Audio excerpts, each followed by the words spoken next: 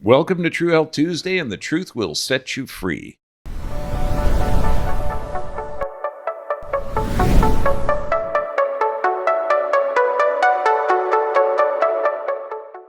Concussions, Part 1. Now, this is Part 1 of 2 parts. Understanding concussive brain injuries. Now, this was inspired by one of the comments on our True Health Tuesday by Kelly McPhee. Hi, Dr. Bergman. Could you please do a video on healing the brain from traumatic brain injury, from falls, accidents, etc.? Thank you. Now, according to Taylor Twellman, and this, you're looking at Major League Soccer, MVP, suffered horrible concussions. And, quote, any other injury doesn't take your life away. Concussions take your life away. Now, please like this video and subscribe to my channel. That'll help us grow, and please share this vital life-saving information. This is going to save lives and change the world. Now, when we look at the definition of concussion, a concussion is not defined by the physical injury, but by the loss of brain function. Now, a simple resolves 7 to 10 days, and I'd be suspect to that. Complex, prolonged LOC and impaired cognitive function. Also, multiple concussions or those from low force impact. The bones of the skull have been misaligned and not corrected. Now, the symptoms, and people, when I ask them, and I ask every patient if they've had a concussion, and they'll say no, but have you ever had your bell rung or see stars or a blackout or stinger? Those are all concussions. Now, symptoms of this: difficulty in thinking clearly, feeling slowed down, difficulty in concentrating, difficulty in remembering new information, headache, fuzzy, blurred vision, nausea, vomiting, sensitivity to noise and light sensitivity, hugely common, feeling tired, having no energy. If you're looking at mood fluctuations, irritability, sadness, heightened emotional and nervous anxiety, and sleep patterns are a huge indicator. Sleeping more than usual, sleeping less than usual, trouble falling asleep. It's crazy. Now, when recognizing possible concussions, watch for and ask others to report any type of trauma to the head, skull, neck, or body. A forceful bumper blow to the head or body that results in a rapid movement of that head. Any concussion signs or symptoms, such as changing a person's behavior, thinking, functioning, be aware of those. Now, the dangerous signs: one pupil larger than the other, pupillary dilation, its response to light is hugely important, drowsy or can't be woken up, headache that gets worse, weakness, numbness, decreased coordination, repeated vomiting or nausea, slurred speech, unusual behavior, increasingly confused, restless, or agitated. Now, did you know that the CDC reports 1.6 to 3.8 million sports-related concussions every year? Now, players with 3 or more concussions are 3 to 6 times more likely to get further concussions. Now, concussions can impair the future ability to learn. Female athletes, 64% more likely to get concussions. Now, when you're looking at trauma, the brain, how are the brain and skull injured? And it can be not just a direct impact, but that jostling back and forth. Now, and I hear this all the time, but doc, aren't the skull bones fused? No, if you've been taught that the skull bones are fused and do not move, here's a way to shatter that concept. I mean, I've studied with experts on how to move skull bones. So do this exercise. Put your finger between the frontal bone and the nasal bone, okay, the bone right in the front of your forehead, and let it rest on the nasal bone. Now, with your tongue, push up on the hard palate and relax in your mouth, up on the hard palate and relax, and you'll literally feel those bones move. And remember, bones are alive, and they're going to change their shape and position depending on the stimulus of the force loading. Now, cranial bones can move up to 2 millimeters, and the outside covering of the brain, the meninges, actually invaginate up through these sutures. When we're checking, and I check the sutures of the skull, of every patient, every visit. Particularly, and you could even recognize this, the sagittal suture, which is right in the middle of the skull on the top.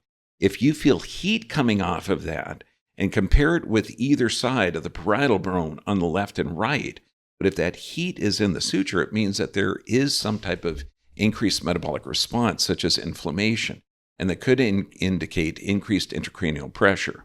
Now, when you're looking at brain scans, look at the one on the left, and this is without a concussion. You've got directed focal activity. After a concussion, the brain is damaged, it's inflamed, and inflammation increases or increases the signals to get that brain scan. So you're looking at significant areas of trauma and abnormal activity. So the body is literally trying to repair, but it's just all over the place. Now, 20 to 40% of people with concussion do not seek medical help. Of those that do, very few get the bones of the skull corrected by a chiropractor. There's very few chiropractors that know how to adjust the skull bones. Now, every trauma matters. Most people aren't aware how many traumas they have experienced, especially when it comes to their skulls. Every slip, fall, whiplash injury, every slight head impact can massively affect the position and motion of the skull bones. Every person has experienced several traumas throughout their lives and continually can cause negative effects unless treated and corrected properly. And when you're looking at this, misaligned bones of the skull that have not been corrected, the skull moves, it twists, and the brain is still stretched and circulation is limited, as well as the amount of oxygen and nutrients that get to the brain. Know that the brain burns 90% of the body's oxygen, and it creates its own food called cerebral spinal fluid that's produced in the middle of the brain that flows down through the top of the spinal cord. So if there is a head impact, the skull obviously, but also the neck structures could be affected. Now, the axons and neurons can heal. Neurogenesis, which means the body can literally regenerate neurons, and neuroplasticity can occur. But these processes are hindered if the bones of the skull are misaligned. Now, young athletes, and this is hugely important because you're talking developing brains, 41% of high school concussed athletes return to play too early before the brain has had time to heal. Only 10% of all players who've had a concussion, loss of consciousness, and 100% of Alzheimer's patients had a past head trauma. Now, 47% of all sports-related concussions are found in athletes 12 to 15 years old. Think of that. Teenagers, 12 to 15 years old, nearly half of them have had some type of concussion. Now, the sports with the highest concussion rates, obviously, ice hockey, football, wrestling, and cheerleading. I got to tell you, the cheerleaders that I work on, they get beat up worse than the football players. And it's not thought that. They're not wearing pads. Now, when you're looking at it to identify past concussions or past brain traumas, look at facial asymmetry. Obviously, the pupils, if there's pupillary dilation that's different, that's huge. But facial asymmetry, you're going to see when they smile. If part of the smile isn't there, if part of the face isn't running, equal function has the other side. Big indicators, and we see this all the time. Now, concussions do go unreported because obviously the player wants to continue play. They don't want to let the team down. They don't want to appear weak. They don't want to be injury prone or labeled that. They don't want to lose their position.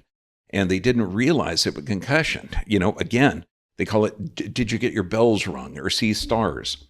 And they didn't think it was serious. Any brain trauma is serious. Now, why athletes are willing to risk it all, and anybody that's ever played sports, you got to give it to the team. For one, the season is short. Missing 2 or 3 weeks is a major portion of the season. So much practice with so little game time, they don't want to miss it. And they want to, just to show the dream of making it to professional league. This is what pushes these kids. And you don't want to miss out, which means you play through the pain. How many times have you heard, put some mud on it and get back in the game? return to play criteria. Now, the sports injury guidelines seem to focus on getting the athlete back on the field as soon as possible without ever considering the future risk of injury due to misaligned cranial bones. Yeah, these kids aren't getting checked. Now, we've got grade 1, 2, 3, and 3A and 3B. Now, grade 1, if you've your first concussion, you're dingy for 15 minutes, or this is your first concussion, and they say don't play for a week. Grade 2, it's your first concussions. You're off. Just 2 weeks with physician's approval, and this is crazy guidelines because these kids are injured or adults are injured, and they're not looking at the physical damage of the structure. Now, if you're concussed or lost consciousness for just a few seconds, they recommend being off for a month, okay, and 6 months of without play with physician's approval. Now, if you're unconscious for a few minutes, they recommend 6 months off and a year with physician's approval. That's why these things go unreported. These kids or adults don't want to limit their play time.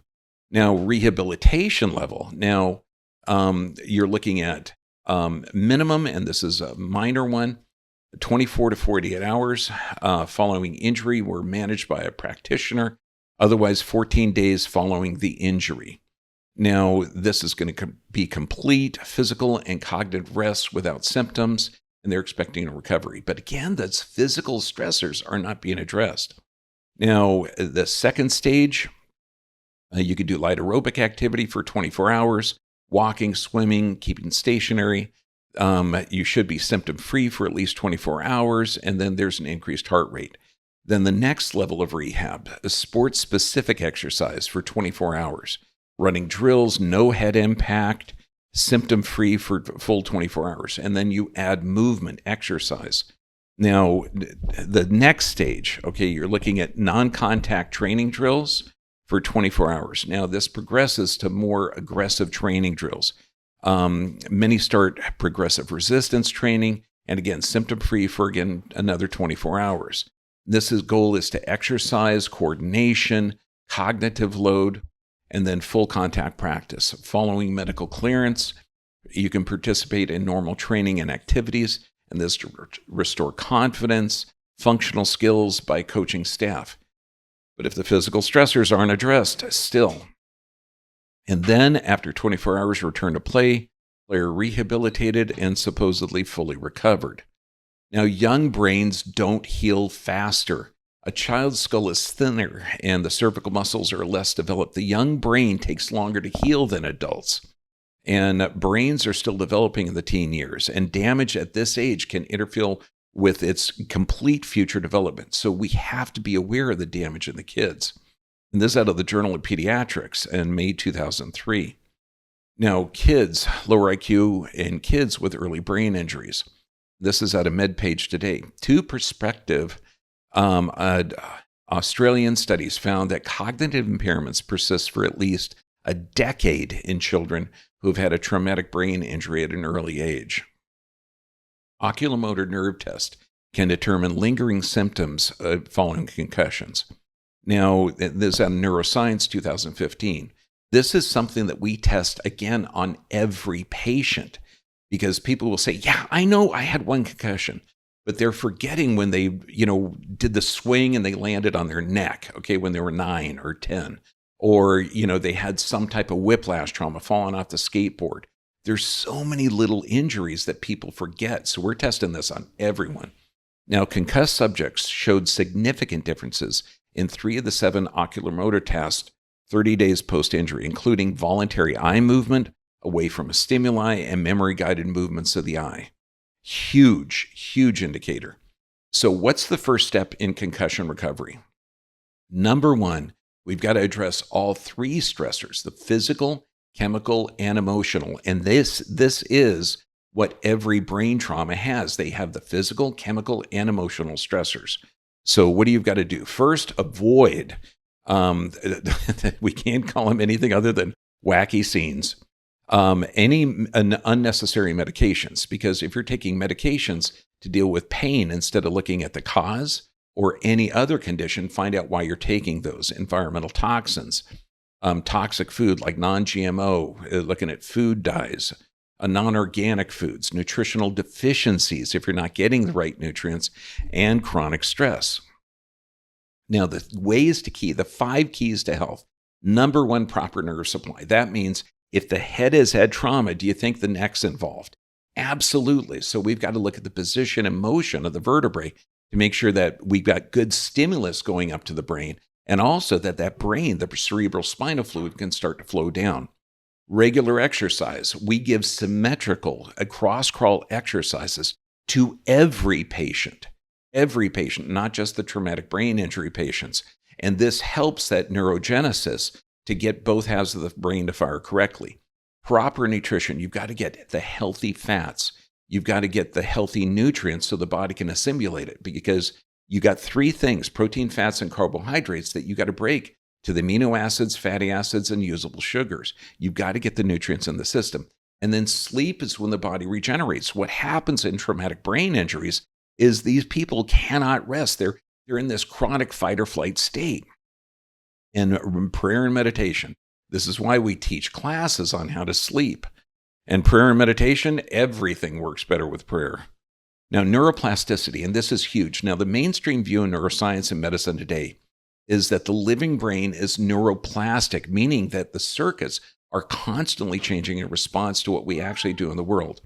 As we think, perceive, form memories, learn new skills, the connections between the brain cells change and strengthen, far from being hardwired. The brain has circuits that very rapidly form and unform. This is the key. Now, when you're looking at reducing cognitive risk by 60%, how can you do it? Eat a healthy diet. And you're talking fruits and vegetables, healthy animal products, maintain a normal weight. So this means that you're assimilating the nutrients, limiting alcohol to about a glass of wine a day, and not smoking. And we're talking just basic stuff. Now, these are tips for coaches. Concussions are a brain injury, and all concussions are serious. There is no minor concussion. They can occur without loss of consciousness. So coaches, be aware of pupillary dilation, look at facial asymmetry, and look at cognitive function. Recognition and proper management of concussions when they first occur can help prevent further injury or even death. So we've got to be aware of this. Now, please share this vital information. Get ready for part 2. And realize that this is an underreported condition and issue. Now, please post your comments below. I'm going to get to as many of the comments as we can and share this vital information. God bless you all. And this is why we talk about the 5 keys: nerve supply, exercise, nutrition, sleep, and prayer and meditation. Share this information, and God bless you. Post your comments below. Stay healthy, my friends.